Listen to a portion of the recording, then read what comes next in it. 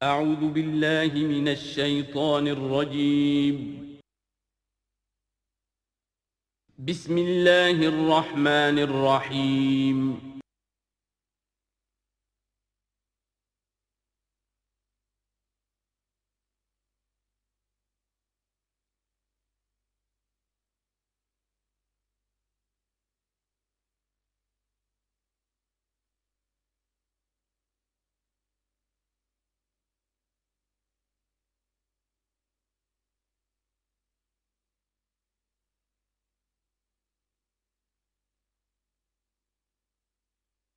اعوذ باللہ من الشیطان الرجیم بسم اللہ الرحمن الرحیم الف لام میم ذالک الکتاب لا ریب فیہ صدق اللہ العظیم۔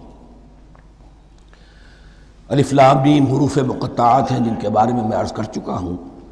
ذالک الکتاب لا ریب فیہ، یہ وہ کتاب ہے اس میں کوئی شک نہیں۔ الکتاب اس لیے کہا گیا ہے کہ قرآن مجید کی پیشین گوئیاں اور خوشخبریاں سابقہ کتابوں میں موجود تھیں، اور چونکہ اس سورہ مبارکہ میں اصل خطاب کا رخ جو ہے وہ ہے سابقہ امت مسلمہ کی طرف، تو ذالک کتاب نہیں کہا گیا، ذالک کتاب لا ریب فیہ نہیں، ذالک الکتاب، یہ وہ کتاب ہے، کتاب موعود ہے جس کی پیشین گوئیاں تورات اور انجیل میں موجود تھیں۔ لا ریب فیہ، اس میں کوئی شک نہیں۔ حرف اورا ریب، نئے، تبدیل، نئے، یہی الفاظ آئے ہیں سورہ سجدہ کے شروع میں بھی۔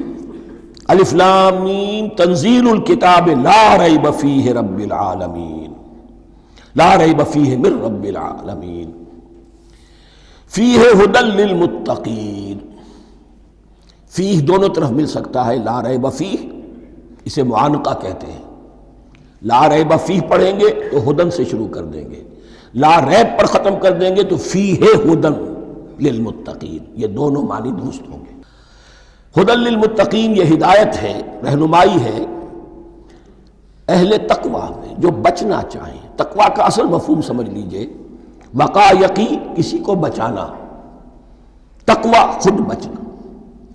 جن لوگوں کے اندر فطرت سلیمہ ہوتی ہے ان میں اخلاقی حس موجود ہوتی ہے، وہ بری چیز سے بچنا چاہتے ہیں، بھلی کو حاصل کرنا چاہتے ہیں۔ وہ لوگ ہیں کہ جو گویا کہ اس قرآن کا اصل مخاطب ہے، وہی اس سے استفادہ کر سکیں گے۔ الذین یؤمنون بالغیب، اب ان کے کچھ اوصاف، یہ اصل میں بہت زیادہ واضح ہوتا ہے تعویل خاص کے اعتبار سے کہ دیکھ لو درخت کو اپنے پھل سے پہچانتے ہیں، اس قرآن کے پھل موجود ہیں نا، یہ ابو بکر اور عمر اور عثمان اور علی کون ہیں؟ یہ جو مہاجرین آئے ہیں چل کر، مدینے والوں دیکھو یہ کون ہیں، ان کی شخصیتیں کیا ہیں، ان کا کردار کیا ہے، ان کے اوصاف کیا ہے، یہ کس درخت کے پھل ہیں، یہ اس بینہ کے پھل ہیں، یہ اس ذکرہ کے پھل ہیں۔ بینہ رسول من اللہ یتلو صحفا مطہرۃ فیہا کتب قیمہ، یہ اس شجرہ مبارکہ کے پھل ہیں۔ دیکھ لو ان کے کیا شب و روز ہیں، الذین یؤمنون بالغیب، جو غیب پر ایمان رکھتے ہیں۔ تعویل عام کے اعتبار سے اس کا بہت اہم مفہوم ہوگا، جو یہ طے کر لے کہ سوائے مادے کی دنیا کے مجھے اس سے آگے جانا ہی نہیں، unless I can verify۔ آپ کو معلوم ہے کہ میٹیریل جو حقائق ہیں وہ تو آپ ویریفائی کر سکتے ہیں، آنکھ سے دیکھ سکتے ہیں، کان سے سن سکتے ہیں، ویریفائڈ ہیں۔ جو یہ سمجھ لے گا کہ اس کے بیونڈ کچھ نہیں ہے، اس کے لیے قرآن میں کوئی ہدایت نہیں۔ ہدایت قرآنی کا نقطہ آغاز یہ ہے کہ انسان یہ سمجھ لے کہ جو اصل حقیقت ہے وہ مستور ہے، نگاہوں سے چھپی ہوئی ہے۔ سامنے جو کچھ نظر آ رہا ہے، ایک انگلستان کے بہت بڑے فلسفی کی کتاب کا عنوان ہے appearance and reality, reality and appearance, Bradley کی کتاب۔ اپیئرنس جو کچھ نظر آ رہا ہے یہ حقیقت نہیں، حقیقت اس کے پیچھے ہے۔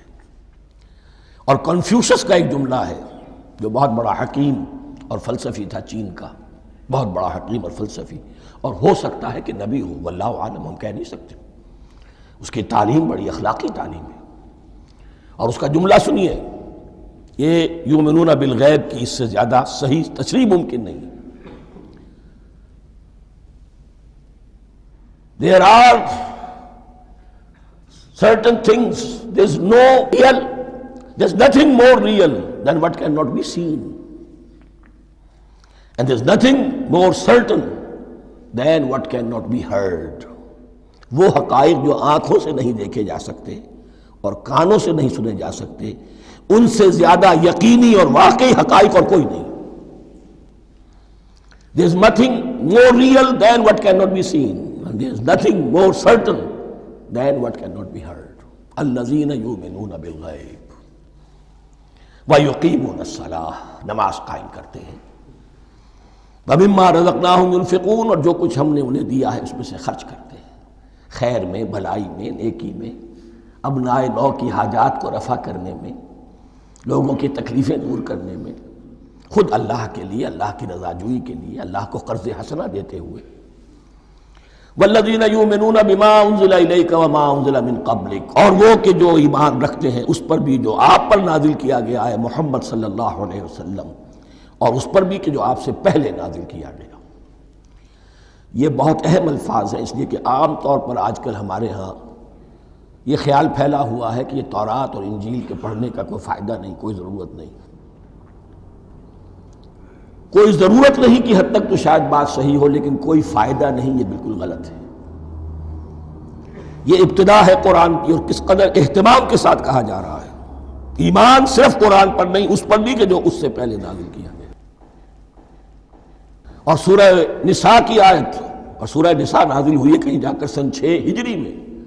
یا ایھا الذین آمنوا آمنوا باللہ ورسولہ والکتاب الذی نزل علی رسولہ والکتاب الذی انزل من قبل. تو اس سے ایمان جو ہے تورات پر اور انجیل پر اور زبور پر اور صحف ابراہیم پر، اجمالی ایمان کی جو اہمیت ہے اس کو اچھی طرح سمجھ لیجیے. البتہ یہ ہے کہ چونکہ ہم سمجھتے ہیں اور جانتے ہیں کہ ان کتابوں میں تحریف ہو گئی ہے، لہذا ان کتابوں کی کوئی شے قرآن پر حجت نہیں ہوگی. جو چیز قرآن سے ٹکرائے گی ہم اس کو رد کر دیں گے. ان کتابوں کی کسی شے کو دلیل کے طور پر نہیں لائیں گے. لیکن جہاں قرآن مجید کی کسی بات کی نفی نہ ہو رہی ہو تو بہت سے حقائق ہمیں ان کتابوں ہی سے ملتے ہیں. انبیاء کے مابین جو زمانی ترتیب ہے، کرونالوجیکل آرڈر جو ہے، وہ تو ہمیں تورات سے ملتا ہے، قرآن میں تو نہیں. قرآن میں کبھی حضرت نوح کا ذکر بعد میں ہے، حضرت موسیٰ کا پہلے. وہاں تو کسی اور پہلو سے ترتیب آتی ہے، لیکن وہاں ہمیں تاریخ ملتی ہے ابراہیم کی، اسحاق کی، یعقوب کی، انبیاء بنی اسرائیل کی، موسیٰ کی، عیسیٰ کی، یہ ساری چیزیں. تو اس کی اہمیت جو ہے اس کو سمجھ لیجئے. والذین یؤمنون بما انزل الیک وما انزل من قبلک وبالآخرۃ ھم یوقنون، آخرت پر وہ یقین رکھتے ہیں. نوٹ کرنے والی بات کیا ہے کہ باقی سب چیزوں کے لیے لفظ ایمان آیا، آخرت کے لیے ایقان. کیوں؟ واقعہ یہ ہے کہ انسان کے عمل کے اعتبار سے سب سے زیادہ مؤثر شے ایمان بالآخرہ ہے. ایمان بالآخرہ ہے تو عمل سیدھا رہے گا کہ ہاں مجھے جواب دہی کرنی ہے، جانا ہے، اٹھنا ہے، اللہ کے حضور حاضری ہے. اگر یہ یقین ہے تو عمل صحیح ہوگا. اس میں کمی ہو گئی تو توحید جو ہے وہ بھی بس ایک عقیدہ، ایک ڈوگما بن کے رہ جائے گی. ایمان بالرسالت بھی بدعات کو جنم دے گا. عید میلاد نبی منا لیجئے، اور کچھ عشقیہ اشعار کہہ دیجئے، نعتیہ اشعار کہہ دیجئے، اللہ اللہ خیر صلی اللہ، یہ ایمان بالرسالت کے مظہر ہوں گے. عمل انسان کا درست ہوتا ہے آخرت کے یقین کے ساتھ. وبالآخرۃ ھم یوقنون، آخرت پر انہی کا یقین ہے، انہی کا یقین ہے. یہ حصر بھی ہے اس اعتبار سے کہ یہودی میں مدعی تھے کہ ہم آخرت پر یقین رکھتے ہیں، یہاں کنٹراسٹ دکھایا جا رہا ہے، آخرت پر یقین رکھنے والے یہ لوگ ہیں. اور تعویل خاص کے اعتبار سے وہ لوگ موجود ہیں تمہاری نگاہوں کے سامنے.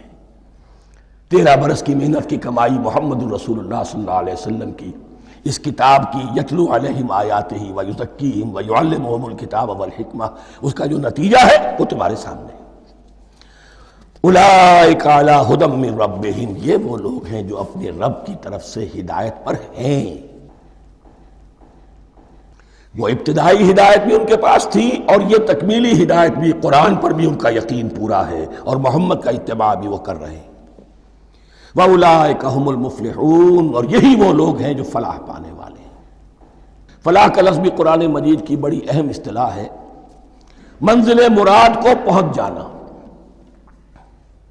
کسی باطنی حقیقت کا عیا ہو جانا۔ اسی لیے اس پر پھر گفتگو انشاءاللہ ہوگی سورہ مومنون کے شروع میں، لیکن یہ کہ فلاح پانے والے، کامیاب ہونے والے اصل میں یہی لوگ ہیں۔ تو گویا کہ تعویل خاص میں صحابہ کرام کی طرف اشارہ ہو گیا، تعویل عام میں ہر شخص کو بتا دیا گیا اگر قرآن کی ہدایت سے مستفید ہونا ہے تو یہ اوصاف اپنے اندر پیدا کرو۔ اب دوسرا گروہ، ان الذین کفروا سواء علیہم انذرتہم ام لم تنذرہم لا یؤمنون، یقیناً جن لوگوں نے کفر کیا، اور یہاں مراد کیا ہے؟ جو کفر پر اڑ گئے ہیں۔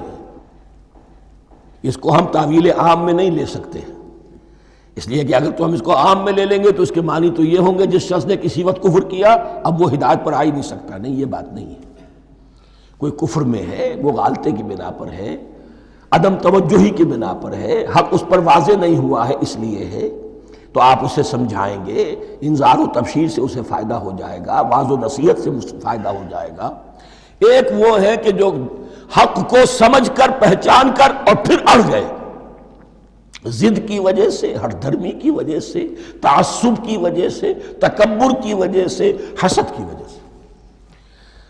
ان الذین کفروا، ایسے لوگوں کا معاملہ کیا ہے؟ سواء علیہم انذرتہم ام لم تنذرہم لا یؤمنون، برابر ہے ان کے لیے خواہ آپ انہیں سمجھائیں خواہ نہ سمجھائیں، ڈرائیں نہ ڈرائیں، انذار فرمائیں نہ کریں، لا یؤمنون، وہ ایمان لانے والے نہیں۔ وہی بات جو میں نے کہی تھی کہ سوتے کو جگایا جا سکتا ہے، جاگتے کو کیسے جگائیں؟ ختم اللہ علی قلوبہم وعلی سمعہم وعلی ابصارہم غشاوہ، ان کے دلوں پر اللہ نے مہر کر دی ہے۔ کیوں کر دی ہے؟ یہ ابتداءً مہر نہیں ہوئی، جب حق کو پہچان کر انہوں نے رد کر دیا، اس کی پاداش میں، اس کی سزا کے طور پر۔ ختم اللہ علی قلوبہم، اللہ نے ان کے دلوں پر مہر کر دی ہے، وعلی سمعہم، اور ان کی سماعت پر بھی، وعلی ابصارہم غشاوہ، اور ان کی آنکھوں کے سامنے پردہ پڑ چکا ہے۔ یہ مضمون سورہ یاسین کے شروع میں پھر آئے گا بہت شر و بست کے ساتھ۔ وَلَهُمْ عَذَابٌ عَظِيمٌ، اور ان کے لیے تو اب بہت بڑا عذاب ہے۔ یہ دوسرا گروہ ہو گیا، ایک رکوع میں دو کو سمیٹ لیا گیا، کل ابھی 7 آیتیں ہوئی ہیں۔ ایک وہ گروہ جس نے قرآن مجید کی دعوت سے صحیح صحیح استفادہ کیا، ان میں طلب ہدایت کا مادہ موجود تھا، ان کی فطرتیں سلیم تھیں، ان کے سامنے دعوت آئی، قبول کی، اور قرآن کے بتائے ہوئے راستے پر چلے۔ وہ گلے سرسبد ہیں، وہ شجرہ قرآنی کے نہایت مبارک اور مقدس وہ اس کے پھل ہیں۔ ایک گروہ وہ ہے جس نے حق کو پہچانا لیکن اس کو رد کر دیا اپنے تعصب یا ہٹ درمی کی وجہ سے۔ ان کا ذکر آ گیا بہت اختصار کے ساتھ، اس لیے کہ ان کا ذکر آپ کو بہت تفصیل سے مکی صورتوں میں ملے گا۔ اب آیا تیسرا گروہ، وَمِنَ النَّاسِ، اور لوگوں میں کچھ ایسے بھی ہیں، مَن يَقُولُ آمَنَّا بِاللَّهِ وَبِالْيَوْمِ الْآخِرِ وَمَا هُم بِمُؤْمِنِينَ، جو کہتے تو یہ ہے کہ ہم ایمان رکھتے ہیں اللہ پر بھی اور یوم آخر پر بھی، مگر وہ حقیقت میں مومن نہیں ہے۔ یہاں ایک بات سمجھ لیجئے، اکثر و بیشتر مفسرین نے اس تیسری کیٹیگری کے بارے میں یہی رائے قائم کی ہے کہ یہ منافقین مذکور ہیں یہاں، اگرچہ لفظ منافق یا لفظ نفاق نہیں آیا یہاں، لیکن مولانا امیر احسن اصلاحی صاحب نے ایک رائے ظاہر کی ہے جو بڑی قیمتی ہے، وہ یہ کہ یہاں ایک کردار کا نقشہ کھینچ دیا گیا ہے۔ غور کرنے والے غور کر لیں، دیکھ لیں، جس پر بھی وہ چسپاں ہو جائے۔ اور بالفعل جب یہ آیات نازل ہو رہی تھیں تو دو طبقات پر یہ کردار نگاری جو ہے، یہ جو شخصیت کا ہیولہ کھینچا جا رہا ہے، وہ دو کے اوپر راست آ رہا تھا۔ ایک علماء یہود، وہ بھی کہتے تھے کہ ٹھیک ہے محمد جو کہہ رہے ہیں، ہم بھی اللہ کو مانتے ہیں، آخرت کو بھی مانتے ہیں، اسی لیے یہاں رسالت کا ذکر نہیں ہے۔ بھئی ہم محمد ہی کو نہیں مانتے نا صلی اللہ علیہ وسلم، باقی اگر 1.25 لاکھ نبی آئے ہیں تو باقی 1.25 لاکھ کو تو ہم مانتے ہیں۔ ایک محمد کو نہیں مانا، ایک عیسیٰ کو نہیں مانا، بس۔ تو ہمیں بھی مانا جانا چاہیے کہ ہم بھی مسلمان ہیں۔ ایک یہ ان کی رائے ہے، اور واقعہ یہ ہے کہ یہاں اس طریقے کا تذکرہ ہو رہا ہے کہ جس سے ان کا کردار بھی جھلک رہا ہے، روح سخن ان کی طرف جا رہا ہے۔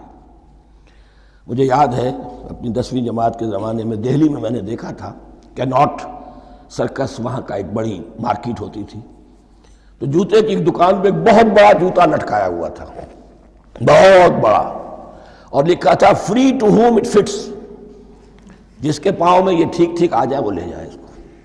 تو یہ free to home it fits ہے، ایک کردار ہے۔ اب یہ کردار جس کے اوپر بھی فٹ بیٹھ جائے، ان میں یقیناً زیادہ تو غلبہ یہی ہے جو مفسرین کی رائے ہے، منافقین کا معاملہ جو ہو رہا ہے، لیکن یہ کردار بعین نہیں فٹ بیٹھ رہا ہے یہود کے علماء پر۔ اور یہ بھی نوٹ کر لیجئے کہ جو مدینہ منورہ میں نفاق کا جو پودا پروان چڑھا ہے، بلکہ پودا نہیں کہنا چاہیے، جھاڑ جھکاڑ جو پروان چڑھا ہے، وہ یہودیوں کے زیر اثر، جیسے جنگل کے اندر بڑے بڑے درخت بھی ہوتے ہیں اور اندر جو ہے نیچے جھاڑیاں بھی ہوتی ہیں، تو یہ نفاق کا جھاڑ جھکاڑ جو ہے وہ یہودی علماء کا جو پودا تھا، اور بہت بڑا تھا، اس میں کوئی شک نہیں، اس کے سائے میں پروان چڑھا ہے۔ ان دونوں میں معنوی ربط بھی ہے۔ وَمِنَ النَّاسِ مَن يَقُولُ آمَنَّا بِاللَّهِ وَبِالْيَوْمِ الْآخِرِ وَمَا هُم بِمُؤْمِنِينَ، اور لوگوں میں سے کچھ ایسے بھی ہیں جو کہتے تو یہ ہے کہ ہم ایمان رکھتے ہیں اللہ پر اور یوم آخر پر، لیکن وہ مومن نہیں ہیں۔ يُخَادِعُونَ اللَّهَ وَالَّذِينَ آمَنُوا وَمَا يَخْدَعُونَ إِلَّا أَنفُسَهُمْ، وہ دھوکہ دینے کی کوشش کر رہے ہیں اللہ کو اور اہل ایمان کو۔ دیکھیں یخادعون جو ہے یہ باب مفعلہ ہے، باب مفعلہ میں ایک کشمکش ہوتی ہے، کشاکش ہوتی ہے، لہذا ترجمہ میں نے کیا کوشش کر رہے ہیں۔ وما یخدعون الا انفسهم، یہ ثلاثی مجرد میں آ گیا، اور نہیں دھوکہ دے رہے مگر صرف اپنے آپ کو۔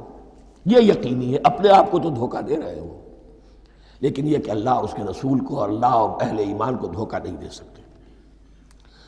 سورہ نساء کی آیت نمبر 142 میں یہ کھل کر منافقین کے بارے میں یہی الفاظ آئے ہیں، ان المنافقین یخادعون اللہ وہو خادعہم، یقیناً منافقین جو ہے وہ اللہ کو دھوکہ دینے کی کوشش کر رہے ہیں اور اللہ انہیں دھوکہ دے رہا ہے۔ وما یشعرون، انہیں اس کا شعور نہیں ہے۔ یہ بہت اچھی طرح نوٹ کر لیجئے، منافقین کی بھی اکثریت وہ تھی جنہیں اپنے نفاق کا شعور نہیں تھا، وہ اپنے تئیں سمجھتے تھے اپنے آپ کو مسلمان، وہ کہتے تھے یہ بے وقوف لوگ ہیں، محمد رسول اللہ کے بارے میں کہتے تھے یہ خام خواہ جو ہے انہوں نے لڑائی بھڑائی مول لے لی ہے اہل مکہ کے ساتھ، کیا ضرورت ہے، امن کے ساتھ جو ہے بات کرنی چاہیے۔ وہ سمجھتے تھے کہ ہم خیر خواہ ہیں، ہم بھلی بات کہہ رہے ہیں، یہ بیوقوف لوگ ہیں، دیکھتے نہیں کہ کس سے ٹکرا رہے ہیں، ہاتھ میں اسلحہ نہیں ہے اور لڑائی کے لیے جا رہے ہیں، تو بیوقوف تو یہ ہے۔ لیکن وہ سمجھتے تھے کہ ہم تو بڑے مخلص ہیں، ہم مصلح ہیں۔ تو ما یشعرون بہت ضروری ہے۔ بعض لوگ منافق ایسے بھی تھے کہ جو اسلام میں داخل ہی ہوتے تھے دھوکہ دینے کی خاطر، اور ان پہ پہلے دن سے واضح ہوتا تھا کہ ہم مسلمان نہیں ہیں، ہم نے اسلام کا لبادہ اوڑھا ہے صرف دھوکے کے لیے۔ اس کا ایک ذکر سورہ آل عمران میں آئے گا۔ لیکن اکثر و بیشتر منافقین دوسری طرح کے تھے جنہیں اپنے نفاق کا شعور حاصل نہیں تھا۔ فی قلوبہم مرض، ان کے دلوں میں ایک روگ ہے، بیماری ہے۔ یہ روگ اور بیماری کیا ہے؟ ایک لفظ میں اس کو تعبیر کیا جائے، کردار کی کمزوری، ویکنس آف کیریکٹر۔ ایک شخص وہ ہوتا ہے کہ جو سمجھتا ہے یہ حق ہے، حق سے باد آباد، اب جو ہو سو ہو۔ ایک حق کو حق پہچان کر رد کر دیتا ہے، وہ کافر ہو گیا۔ ایک حق کو حق پہچان کر آیا تو صحیح، لیکن ویکنس آف کیریکٹر کی وجہ سے قوت ارادی کمزور ہے، آخرت بھی چاہتے ہیں، دنیا کو بھی ہاتھ سے دینے کو تیار نہیں، یہاں کا بھی کوئی نقصان نہ ہو اور آخرت کا بھی سارا بھلا میں مل جائے۔ یہ وہ لوگ ہیں در حقیقت کہ اس کو کہا روگ۔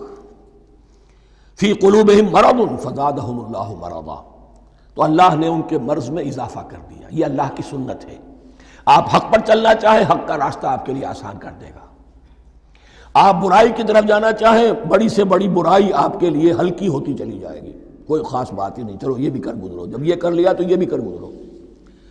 اور اگر آپ بین بین لٹکنا چاہیں تو اللہ اسی پہ چھوڑ دیتا ہے۔ ٹھیک ہے، آپ سمجھتے ہیں ہم کامیاب ہو رہے ہیں، ہم نے مسلمانوں کو بھی دھوکہ دے لیا، وہ ہمیں مسلمان سمجھتے ہیں، اور یہودیوں کو بھی دھوکہ دے لیا، وہ سمجھتے ہیں کہ ہم ان کے ساتھی ہیں، تو سمجھا کامیاب ہو رہے ہیں، حقیقت میں کامیابی نہیں۔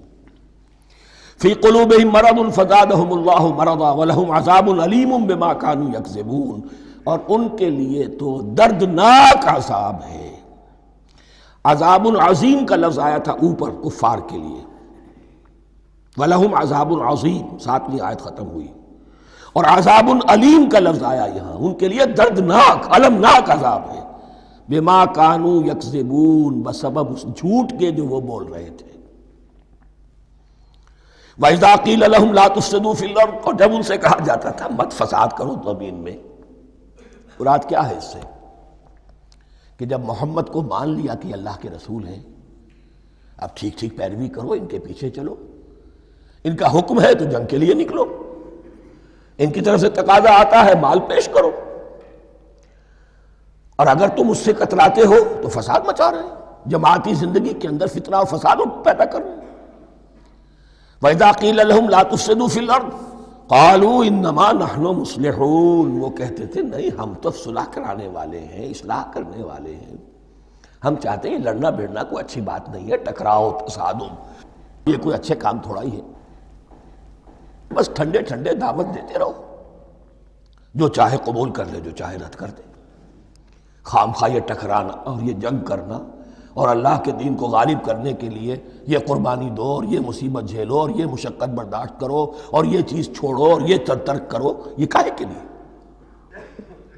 وَإِذَا قِيلَ لَهُمْ لَا تُفْسِدُوا فِي الْأَرْضِ قَالُوا إِنَّمَا نَحْنُ مُصْلِحُونَ أَلَا إِنَّهُمْ هُمُ الْمُفْسِدُونَ وَلَٰكِن لَا يَشْعُرُونَ، آگاہ ہو جاؤ کہ وہی ہے مفسد، فساد پھیلانے والے، اس لیے کہ محمد رسول اللہ کی دعوت ہے زمین میں اصلاح کے لیے، اس اصلاح کے لیے کچھ آپریشن کرنا پڑے گا، مریض اس درجے کو پہنچ چکا ہے کہ آپریشن کے بغیر اس کی شفا نہیں ہوگی، اب اگر تم اس کے راستے میں رکاوٹ بنتے ہو تو در حقیقت تم فساد مچا رہے ہو، لیکن تمہیں اس کا شعور نہیں۔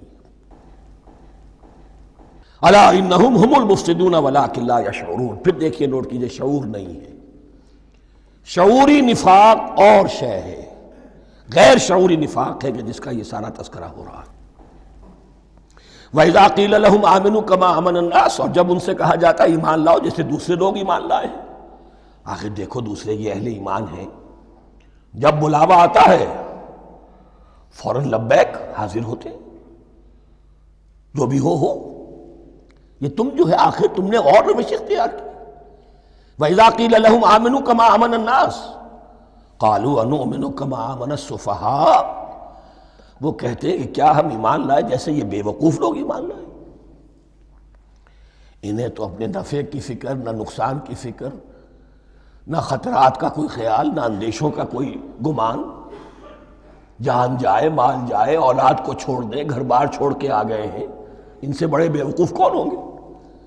بال بچے چھوڑ آئے ہیں کفار مکہ کے رحم و کرم پر، سرداران قریش جو چاہے ان کے ساتھ کریں، تو یہ تو بے وقوف لوگ ہیں۔ آج کل آپ کہتے ہیں ایسے ہی لوگوں کو فینیٹکس ہیں، یہ فینیٹکس ہیں، دیکھ بھال کر چلنا چاہیے، دائیں بائیں دیکھ کر چلنا چاہیے، نفع نقصان کا خیال کر کے چلنا چاہیے، چاہے حق ہے ٹھیک ہے، لیکن بہرحال اپنی مصلحتوں کو بھی اور اپنی اہل و عیال کی مصلحتوں کو بھی دیکھنا چاہیے۔ یہ لوگ تو معلوم ہوتا ہے کہ بالکل دیوانے ہو گئے، فینیٹکس ہو گئے۔ وَإِذَا قِيلَ لَهُمْ آمِنُوا كَمَا آمَنَ النَّاسُ قَالُوا أَنُؤْمِنُ كَمَا آمَنَ السُّفَهَاءُ أَلَا إِنَّهُمْ هُمُ السُّفَهَاءُ وَلَٰكِن لَا يَعْلَمُونَ، آگاہ ہو جاؤ کہ وہی بے وقوف ہیں لیکن انہیں علم نہیں ہے۔ وہ صادق الایمان جو ایمان کی ہر تقاضے کو پورا کرنے کے لیے ہر وقت حاضر ہیں، ان سے بڑا عقل مند کوئی نہیں، ان سے بڑا سمجھدار کوئی نہیں۔ انہوں نے یہ جان لیا ہے کہ اصل زندگی آخرت کی زندگی ہے، یہ نہیں ہے، یہ تو عارضی ہے، کل نہیں آج ختم ہو جائے، آج نہیں ابھی ختم ہو جائے، کیا فرق پڑے گا؟ جانا تو ہے، اب نہیں تو کل، کل نہیں تو پرسوں، جانا تو ہے۔ تو عقل تو ان کے اندر ہے۔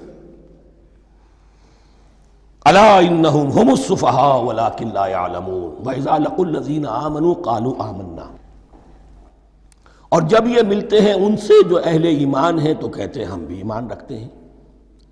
اب یہ ان دونوں پر آئے گا۔ عام جو یہودی تھے وہ بھی کہتے تھے کہ ہم بھی تو آخر اللہ کو مانتے ہیں، آخرت کو مانتے ہیں، اور منافق تو تھے ہی جو رسول کو بھی مانتے تھے۔ وَإِذَا خَلَوْا إِلَىٰ شَيَاطِينِهِمْ، اور جب یہ اپنے شیطانوں کے پاس خلوت میں ہوتے ہیں، اور یہاں شیاطین سے مراد ہیں اہل کتاب یہود کے علماء، ان کے سردار، یا عبداللہ ابن ابی جو منافقین مدینہ کا سردار تھا۔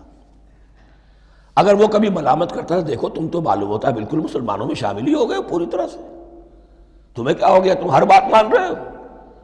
اب انہیں یہ کچھ نہ کچھ اپنی وفاداری کا یقین دلانے کے لیے کہنا پڑتا تھا، نہیں ہم انہیں بیوقوف بنا رہے ہیں، ہم ان سے ذرا تمسخر کر رہے ہیں، ہم ہیں آپ کے ساتھ ہی، آپ فکر نہ کریں۔ اسی لیے یہ دو منہ ہونا، نفق کہتے ہیں سرنگ کو جس کے دو دروازے ہوتے ہیں، باقی زیر زمین ہے۔ نافقہ گوہ کا بل ہے کہ دو دروازے رکھتا ہے، دو اس کے منہ رکھتا ہے کہ ادھر سے اگر کتا داخل ہو جائے شکار کے لیے تو ادھر سے نکل بھاگے، ادھر سے آئے تو ادھر سے نکل بھاگے۔ تو دو منہ انسان، یہ در حقیقت جس کو پھر سورہ نساء میں کہا گیا لا الہ ہؤلاء ولا الہ ہؤلاء، نہ ادھر کے ہیں نہ ادھر کے، مذبذبین بین ذالک، اس کے درمیان مذبذب ہو کر رہ گئے۔ یہ شیطان کا لفظ یہاں سمجھ لیجئے کہ اس کے دو رائے ہیں کہ یہ شطنہ سے بنا ہے یا شات سے بنا ہے، شین الف توئے یا شین طا نون۔ شطنہ کے معنی تباعدا، کو بہت دور ہو گیا، دور ہو گیا، شیطان سے مراد جو اللہ کی رحمت سے بہت دور ہو گیا۔ اور شاتا یشیتو کے معنی ہے احترق غضبا وحسدا، کوئی شخص غصے اور حسد کے اندر جل رہا ہو، وہ شاتا یشیتو ہے۔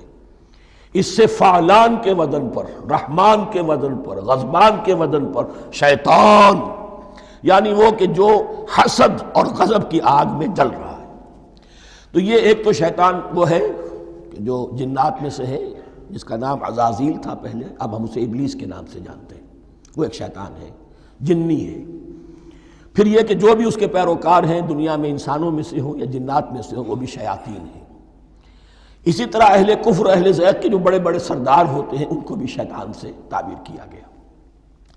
وَإِذَا خَلَوْا إِلَىٰ شَيَاطِينِهِمْ قَالُوا إِنَّا مَعَكُمْ، اور جب وہ خلوت میں ہوتے ہیں، علیحدگی میں ہوتے ہیں اپنے شیاطین کے پاس، سرداروں کے پاس، کہتے ہیں ہم تو آپ کے ساتھ ہیں، انما نحن مستہزئون، یہ تو ہم ان مسلمانوں کو بیوقوف بنا رہے ہیں، ان سے استہزاء کر رہے ہیں، تمسخر کر رہے ہیں۔ ہم تمسخر میں کہہ دیتے ہیں کہ ہم بھی آپ کے ساتھ ہیں، آمنا۔ اللہ یستہزئ بہم ویمدہم فی طغیانہم یعمہون، حقیقت کیا ہے کہ اللہ ان کا مذاق اڑا رہا ہے اور ان کو ڈھیل دے رہا ہے کہ وہ اپنے عقل کے اندھے پن میں بڑھتے چلے جائیں۔ اللہ تعالیٰ جیسا میں نے عرض کیا رسی دراز کرتا ہے، کوئی شخص غلط راستے پر جانا ہے تو جاؤ بھائی، فوراً تو نہیں پکڑتا، اگر فوراً پکڑ لے تو سیدھا ہو جائے گا، چلتے جائے، جہاں جانا چاہتے ہو جاؤ۔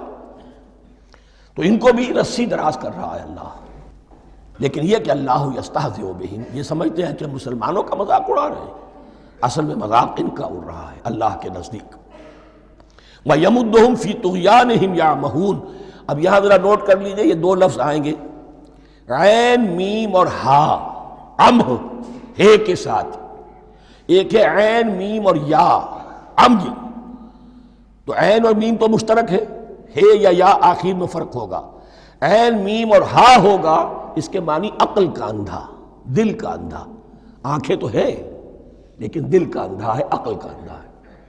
اور عین میم یا جو آنکھوں کا اندھا ہو، عمیٌ اندھے، اعمیٰ اندھا۔ تو یہاں فرمایا انا معکم انما نحن مستہزئون، اللہ یستہزئ بہم ویمدہم فی طغیانہم یعمہون، اللہ ان کو اس جو ان کی عقل کے اندھے پن میں جو یہ بڑھتے چلے جا رہے ہیں، اللہ بھی ان کی رسی دراز کر رہا ہے تاکہ یہ جہاں تک جانا چاہتے چلے جائیں۔ اولئک الذین اشتروا الضلالۃ بالہدی، یہ وہ لوگ ہیں کہ جنہوں نے ہدایت کے عوض گمراہی خرید لی ہے۔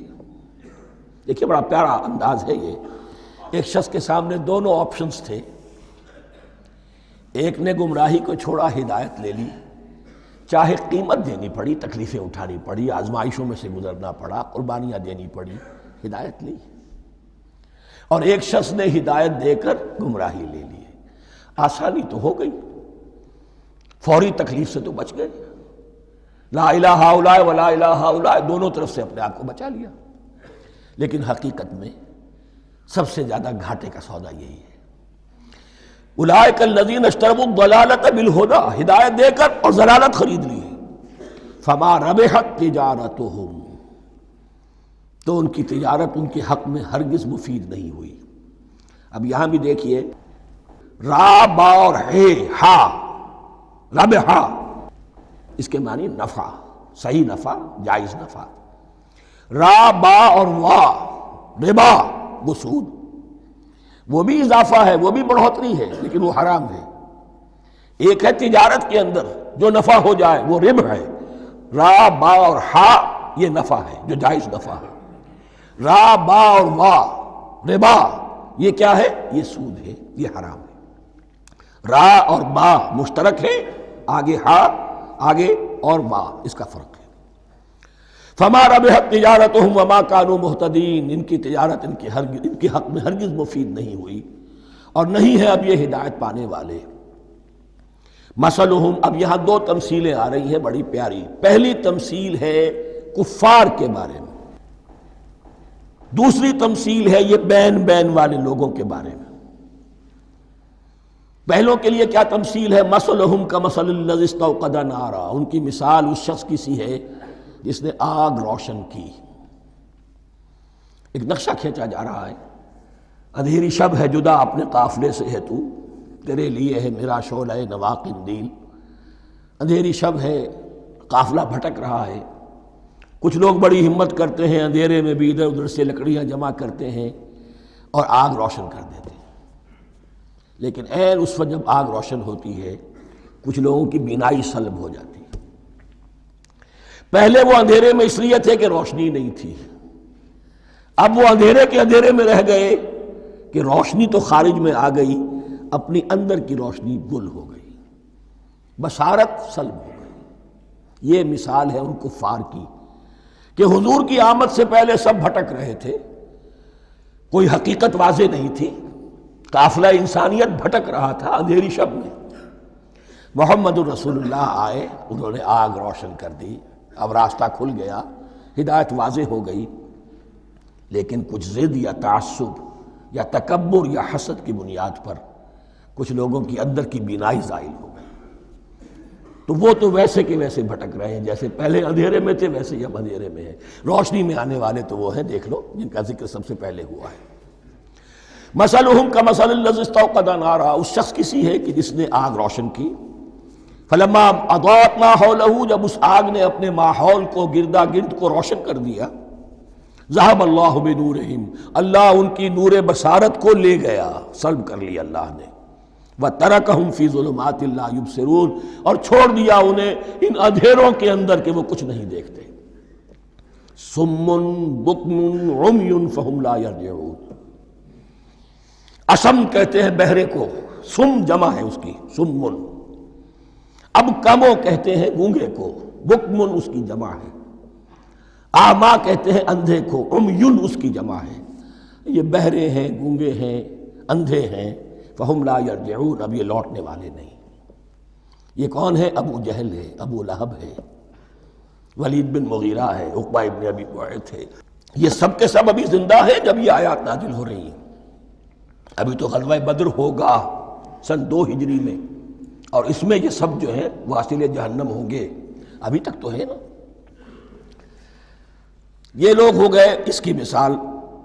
وَمَثَلُهُمْ كَمَثَلِ الَّذِي اسْتَوْقَدَ نَارًا فَلَمَّا أَضَاءَتْ مَا حَوْلَهُ ذَهَبَ اللَّهُ بِنُورِهِمْ وَتَرَكَهُمْ فِي ظُلُمَاتٍ لَا يُبْصِرُونَ صُمٌّ بُكْمٌ عُمْيٌ فَهُمْ لَا يَرْجِعُونَ۔ اب دوسری مثال، أَوْ كَصَيِّبٍ مِّنَ السَّمَاءِ، یا بڑی زور کی بارش برس رہی ہے آسمان سے، فِيهِ ظُلُمَاتٌ، اس میں اندھیرے بھی ہیں، وَرَعْدٌ، اور گرج ہے، وَبَرْقٌ، اور بجلی چمک رہی ہے، یجعلون اصابعہم فی آذانہم من الصواعق حذر الموت، کچھ لوگ ہیں کہ جو اپنی انگلیاں اپنے کانوں کے اندر ٹھوسے ہوئے ہیں کہ وہ جو کڑک ہے اس سے ان کی جانیں نہ نکل جائیں، موت نہ آ جائے۔ کڑکا ایسا ہے کہ اس کڑکے سے بچنے کے لیے اپنی انگلیاں اپنی کانوں میں ٹھوس رکھی ہیں، حذر الموت، موت کے خوف سے۔ واللہ محیط بالکافرین، اللہ ایسے کافروں کا احاطہ کیے ہوئے ہے، بچ کر کہاں جائیں گے۔ یکاد البرق یخطف ابصارہم، قریب ہے کہ بجلی ان کی نگاہوں کو لے جائے، ان کی بینائی کو سلب کر لے۔ کلما اضاء لہم، لیکن ہوتا کیا ہے، جب ذرا روشنی ہوئی تو چل لیے۔ مشوا فیہ، بجلی چمکی، کچھ نظر آ گیا دائیں بائیں تو کچھ تھوڑا سا چل لیے۔ وَإِذَا أَظْلَمَ عَلَيْهِمْ، اور جب تاریکی ان پر طاری ہو گئی، قاموا، کھڑے کے کھڑے رہ گئے۔ یہ نقشہ ہے ان کا کہ ایک طرف بارش ہو رہی ہے، قرآن مجید ہے، آسمان سے نازل ہو رہا ہے، یہ ماہ مبارکہ ہے، یہ کتاب مبارکن ہے، لیکن یہ کہ اس کے ساتھ کڑکے ہیں، گرج ہے، کفر سے مقابلہ ہے، کفر کی طرف سے دھمکیاں ہیں، اندیشے ہیں، خطرات ہیں، امتحانات ہیں، آزمائشیں ہیں۔ ذرا کہیں حالات کچھ بہتر ہوئے، کچھ جسے بریدنگ سپیس کہتے ہیں ملی، تو تھوڑا سا چل لیے، ہم بھی مسلمان ہیں، کوئی خاص موقع نہیں ہے، کسی جنگ کے لیے بلایا نہیں جا رہا ہے، تو بڑھ چڑھ کے باتیں کر رہے ہیں، اپنے ایمان کا اظہار بھی کر رہے ہیں۔ جیسے ہی کوئی آزمائش آئی، قاموا، ٹھٹک کر کھڑے کے کھڑے رہ گئے۔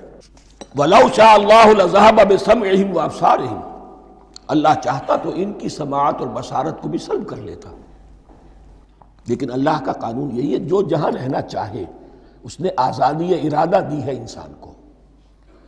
تم اگر مومن صادق بن کر رہنا چاہتے ہو، اس کو آسان کر دے گا تمہارے لیے۔ تم نے اپنے تعصب کی وجہ سے، اپنے تکبر کی وجہ سے کفر کا راستہ اختیار کیا، اللہ اسی کو کھول دے گا۔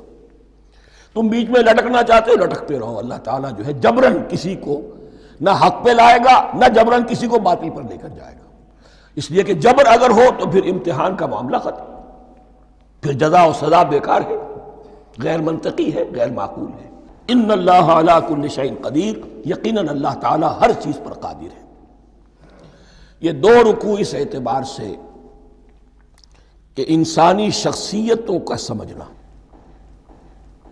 اور جیسا کہ میں نے عرض کیا، تعویل عام ذہن میں رکھیے، جب بھی کبھی کوئی دعوت حق اٹھے گی، اگر وہ واقعتاً کل کے کل حق کی دعوت ہے اور اس میں انقلابی رنگ ہے کہ باطل سے پنجہ آزمائی کرنی ہے، باطل کو نیچا دکھانا ہے، حق کا غلبہ کرنا ہے، تو یہ تین قسم کے افراد لازماً ہمیشہ وجود میں آ جائیں۔ ان کو پہچاننا، ان کے کردار کی جو اصل جو اس کے پیچھے پس منظر ہے، اس کو جاننا بہت ضروری ہے۔ اب جو تیسرا رکوع آ رہا ہے سورہ بقرہ کا، اس میں قرآن کی دعوت کا خلاصہ ہے۔ قرآن کیا ماننے کی دعوت دیتا ہے، اس کی پکار کیا ہے۔ جیسا کہ میں عرض کر چکا ہوں، 2/3 قرآن پہلے نازل ہو چکا ہے، پس منظر میں ہے۔ ہمارے لیے اس ترتیب مصحف کے اعتبار سے وہ قرآن بعد میں آئے گا، ترتیب نزول کے اعتبار سے وہ پس منظر میں موجود ہے، لیکن چونکہ یہاں پر مصحف کے اندر یہاں سے آغاز کیا جا رہا ہے، لہذا اس کا خلاصہ جو ہے لب لباب یہ ایک رکوع میں، اور قرآن کے فلسفے کا اور اس کے بعض نہایت ہی اہم جو موضوعات ہیں اور مسائل ہیں ان کا ذکر پھر چوتھے رکوع میں۔ ابھی ہم تیسرا رکوع پڑھ رہے ہیں۔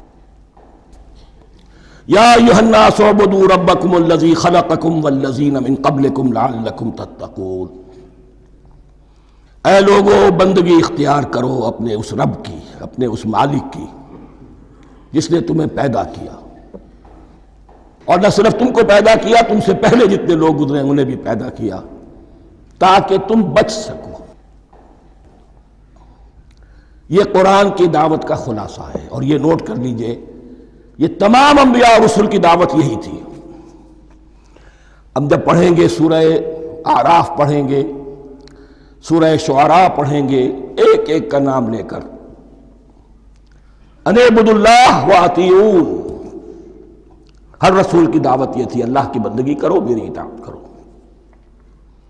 یا قوم اعبدوا اللہ ما لکم من الہ غیرہ، اے میری قوم کے لوگوں اللہ کی بندگی کرو، تمہارا کوئی الہ اور معبود اس کے سوا نہیں ہے۔ پھر حضور قرآن یہی عبادت رب انسان کی تخلیق کی غایت ہے، وما خلقت الجن والانس الا لیعبدون، ہم نے جنوں اور انسانوں کو پیدا ہی صرف اس لیے کیا ہے کہ ہماری بندگی کریں۔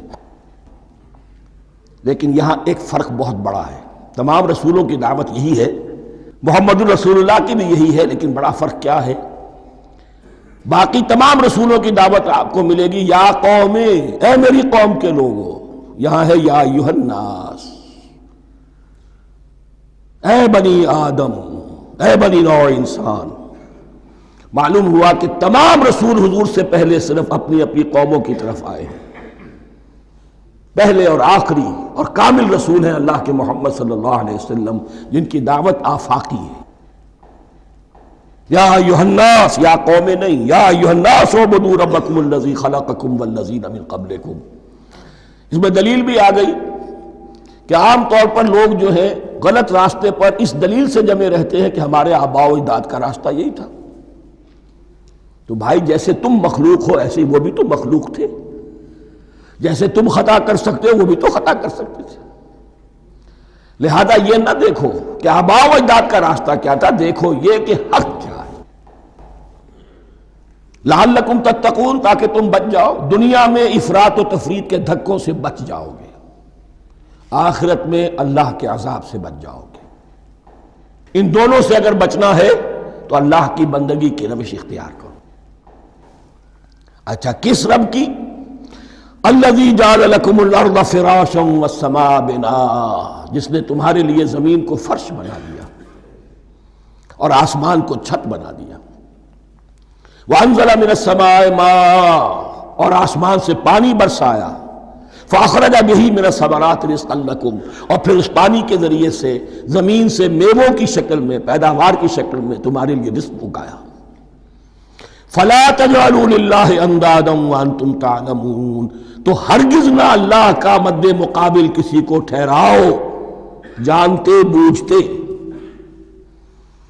وانتم تعلمون کا ایک مطلب یہ بھی ہے کہ تم بھی مانتے ہو کہ اس کائنات کا خالق اللہ کے سوا کوئی نہیں۔ اہل عرب بھی مانتے تھے، جو ان کے دیوی دیوتا تھے وہ سمجھتے تھے کہ یہ اللہ کے اوتار ہیں، یا اللہ کے ہاں بہت یہ پسندیدہ ہیں، اللہ کے محبوب ہیں، اس کے اولیاء ہیں، اس کی بیٹیاں ہیں، لہذا یہ شفاعت کریں گے تو ہمارا بیڑا پار ہو جائے گا۔ ورنہ خالق وہ مانتے تھے اللہ ایک ہی ہے۔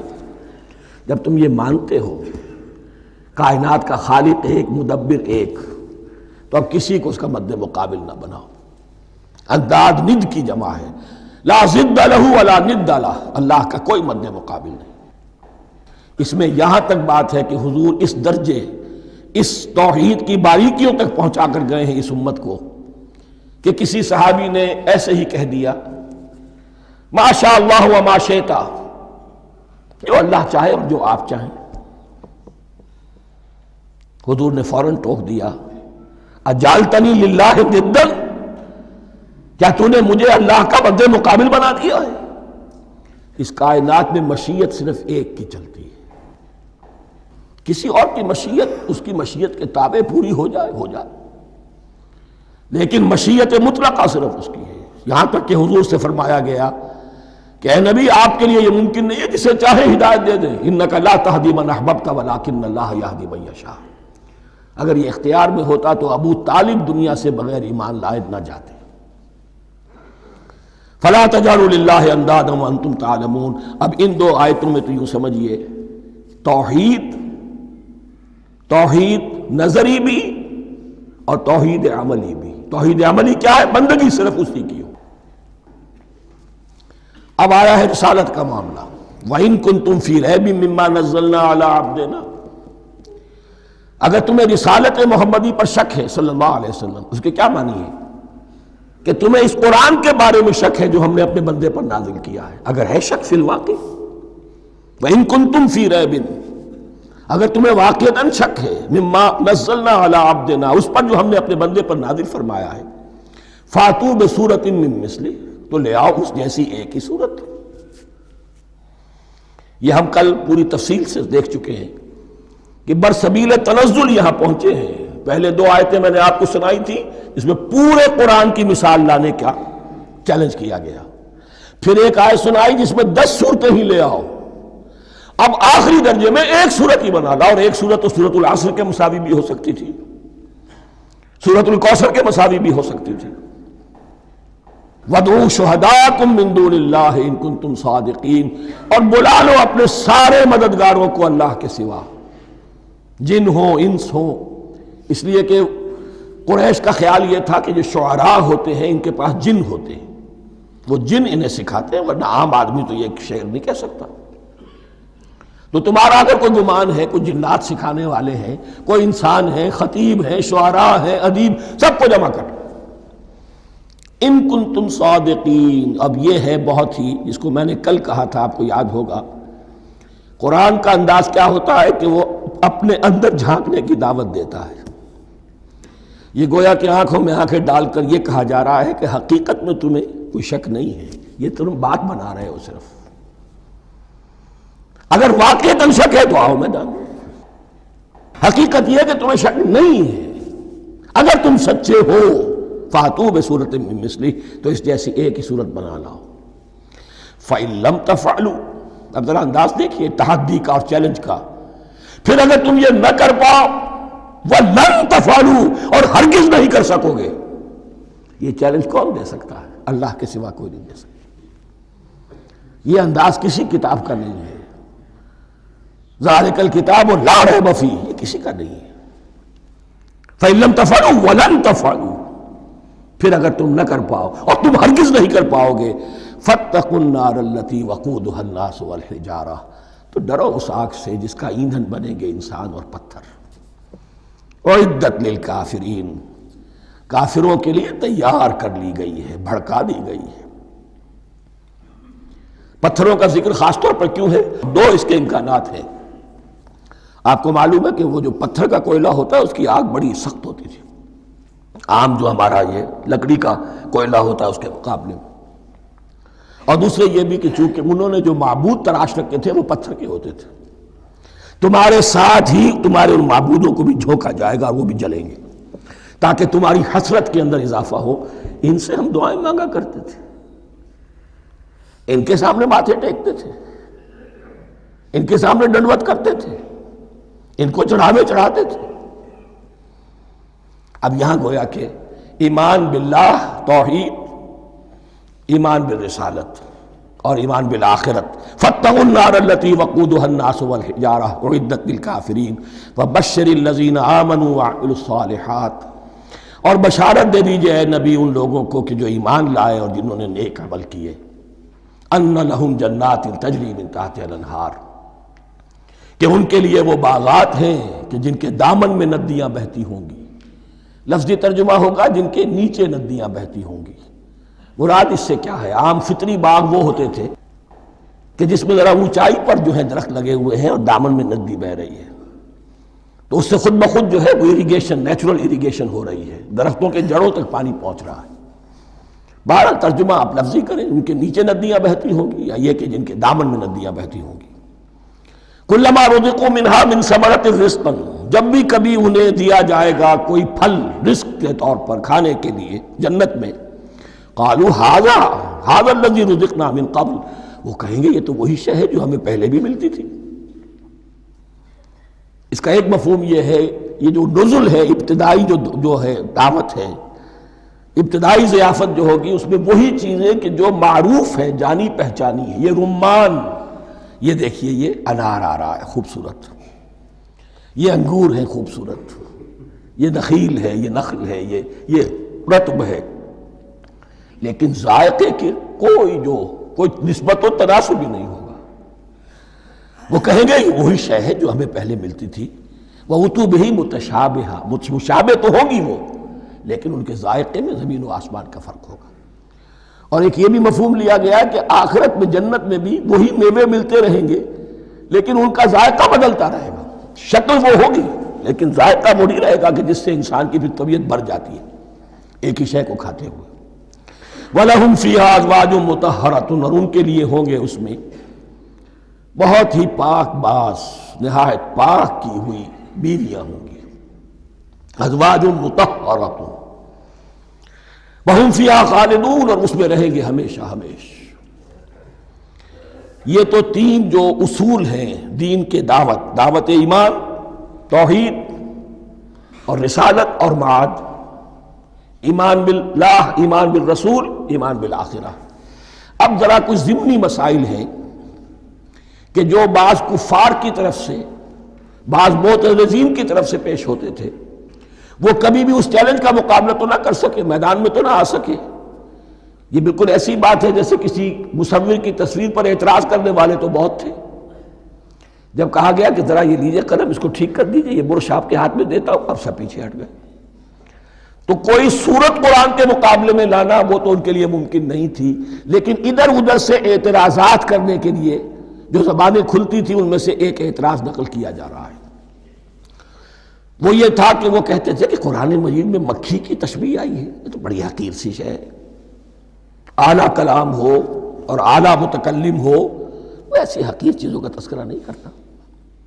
بیت العنکبوت، مکڑی کا بھی ذکر ہے قرآن میں، اتنی حقیر شے کا، یہ کوئی اعلیٰ کلام نہیں۔ اس کا جواب دیا جا رہا ہے کہ اصل میں کہیں تشبیہ بیان کرنی ہے، تمثیل بیان کرنی ہے، تو دیکھنا یہ کہ جس شے کے لیے تشبیہ دی جا رہی ہے اس کی مناسبت والی شے ہو۔ شے کوئی بہت حقیر ہے تو کسی عظمت والی شے سے آخر کیسے تشبیہ دی جائے گی؟ وہ تو کسی حقیر شے سے ہی تشبیہ دی جائے گی تو جو اصل مقصد ہے تشبیہ کا وہ پورا ہوگا۔ ان اللہ لا یستحیی ان یضرب مثلا ما بعوضۃ فما فوقہا، اللہ تعالیٰ کو تو اس میں کوئی جھجک نہیں ہے، کوئی شرم نہیں ہے کہ وہ مچھر کی مثال بیان کرے، تو اس سے اوپر، اب یا فوقہا میں دونوں معنی ہو جائیں گے، یعنی کمتر اور حقیر ہونے میں اس سے بھی بڑھ کر، یا یہ کہ اس سے اوپر کی کوئی شے، اس کی مثال دینے میں اللہ کو کوئی جھجک نہیں، اس لیے کہ مکھی بھی بہرحال مچھر سے تو ذرا بڑی شے ہے۔ اس معنی میں بھی ہو سکتا ہے فوقہا، اور فوقہا اس معنی میں بھی کہ اس سے بھی حقیر ہونے میں اس سے بھی بڑھ کر۔ فَأَمَّا الَّذِينَ آمَنُوا فَيَعْلَمُونَ أَنَّهُ الْحَقُّ مِن رَّبِّهِمْ، تو جو لوگ صاحب ایمان ہیں وہ جان لیتے ہیں کہ یہ حق ہے ہمارے رب کی طرف سے۔ وَأَمَّا الَّذِينَ كَفَرُوا، اور جنہوں نے کفر کیا ہے، فَيَقُولُونَ مَاذَا أَرَادَ اللَّهُ بِهَذَا مَثَلًا، یہ کیا مثال اللہ نے دی، کیا ارادہ ہوا اللہ کا اس مثال کے ذریعے سے؟ ناک بہت چڑھا رہے ہیں، اعتراض کر رہے ہیں۔ اب جو آ رہا ہے اگلا جملہ وہ ہے بہت اہم، یضل بہ کثیرا ویہدی بہ کثیرا، اسی کے ذریعے سے اللہ بہتوں کو ہدایت دیتا ہے اور اسی کے ذریعے سے بہتوں کو گمراہ کرتا۔ معلوم ہوا کہ ہدایت اور گمراہی اور ہدایت اور ضلالت انسان کی سبجیکٹو کنڈیشن کے اوپر دار و مدار ہے اس کا۔ آپ کے دل میں خیر ہے، بھلائی ہے، نیت صحیح ہے، طلب ہدایت، طلب علم، اس میں آپ سچے ہیں، آپ کو ہدایت مل جائے گی۔ دل میں زیغ ہے، کجی ہے، نیت میں ٹیڑھ ہے، فساد ہے، تو اسی کے ذریعے سے اللہ آپ کی گمراہی میں اضافہ کر دے گا۔ یضل بہ کثیرا ویہدی بہ کثیرا، لیکن اللہ کا یہ کسی کو ہدایت دینا اور کسی کو ضلالت دینا علل ٹپ نہیں ہے، کسی قاعدے اور قانون کے بغیر نہیں ہے۔ وما یضل بہ الا الفاسقین، نہیں گمراہ کرتا وہ اس کے ذریعے سے مگر صرف سرکش لوگوں کو،